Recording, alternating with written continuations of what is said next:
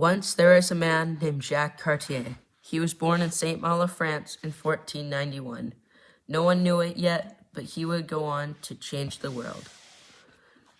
No one knows much about his early life before his famous explorations, but St. Malo was a fishing town in northern France, so young Jacques probably learned navigational skills and seafaring early in life. He also probably was a sailor long before his famous explorations. One day his talent was recognized and he starts moving up the ranks, until eventually he is commanded by King Francis I of France to go to find a northern route to Asia. Jacques sends out his crew and he goes on a journey. He discovers something new. Canada. When he's in Canada, he maps out the St. Lawrence River and discovers the indigenous peoples of Canada. He interacts with them and they think he is a friend.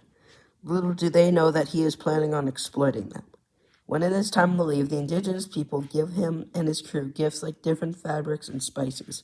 And he also decides to bring back 2 indigenous people to France. When he returns home, King Francis orders him to go on another journey, this time to map out more of the St. Francis River and to discover more new peoples. While Jacques is in Canada, he hears someone say Kanata, which is the word for village. He did not know this, though, and decides to name this country Canada. After Jacques' third voyage to Canada, he shortly after dies in St. Malo. Now that Europeans know more about the Americas, more of them can travel to Canada. This had a negative impact on the inhabitants of Canada. The Europeans would make deals with the indigenous people, even though the indigenous people had no idea what they were saying. The Europeans had also tried to force Christianity on the indigenous. This eventually led to residential schools.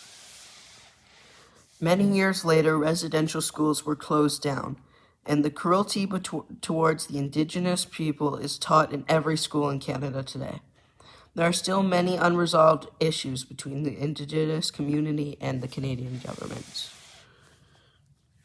We are still working towards a better relationship with the indigenous people.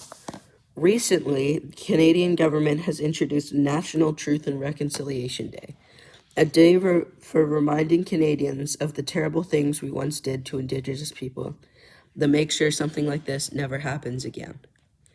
Thanks for listening.